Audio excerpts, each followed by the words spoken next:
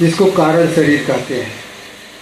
हम लोग जितने भी कार्यक्रम करते हैं इस स्थूल शरीर को देख करके, इस संसार में किसी से व्यवहार करना है, किसी से कुछ लेना देना है।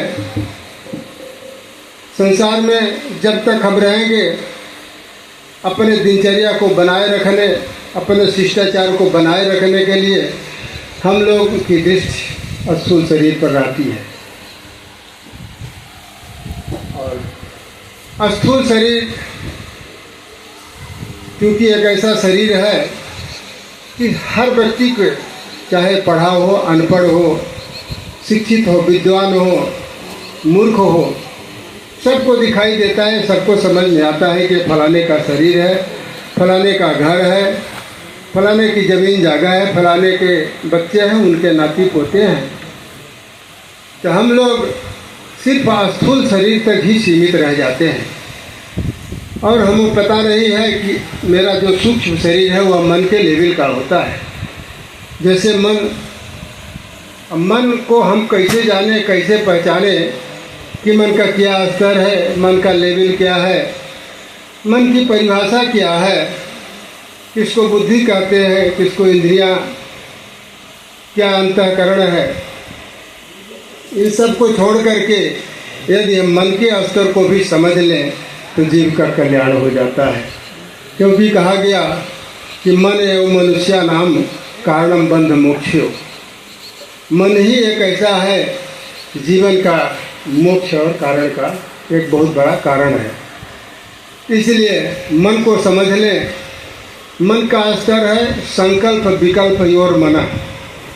जब तक मेरे अंदर किसी वस्तु के बारे में संकल्प और विकल्प हो रहा है उसको समझना चाहिए कि यह मन का स्तर है, मन का लेवल है। अब सवाल आता है बुद्धि का। बुद्धि को कैसे समझें कि बुद्धि का स्तर कहाँ है, बुद्धि का लेवल कौन है, बुद्धि किसको कहते हैं। तो बुद्धि निश्चयात्मिका बुद्धि है। ऐसा शास्त्रों में प्रमाण है कि निश्चयात्मिका बुद्धि उसको कहते हैं जहाँ निश्चित कर देती है। ऐसे आप फलक पद्माकर पांडे जी बैठे हैं, सरपंच जी बैठे हैं और हमारे छोटे कलाकार बैठे हैं। बुद्धि निश्चित करके बता देती है ये छोटे हैं और ये बड़े अच्छे कलाकार हैं, बड़े अच्छे वादक हैं। जहाँ निश्चित हो गया वहाँ समझिए बुद्धि का काम आ गया। तो बुद्धि तब निश्चित करती है, तब सही निर्णय करती है जब बुद्धि शुद्ध होती है, बुद्धि पवित्र रहती है। तो बुद्धि पवित्र कैसे होती है? बुद्धि के देवता कौन है? जिनका हम लोग प्रतिवर्ष आज 37वां वर्ष निरंतर हो गया। इसी तरह से हलचल धारा के रूप में गणेश भगवान का पूजन, पठन, आरती, हवन और गणेश भगवान के सत्संग प्रवचन का आयोजन प्रतिवर्ष 37वां वर्ष हो गया। क्योंकि बुद्धि के देवता गणेश हैं तो गणेश भगवान के स्मरण चिंतन, उनके सानिध्य में रहने से, उनका आशीर्वाद प्राप्त करने से हमारी बुद्धि शुद्ध हो जाती है। और जब बुद्धि शुद्ध हो जाएगी, पवित्र हो जाएगी, तो हम लोग को सत असत का ज्ञान हो जाता है।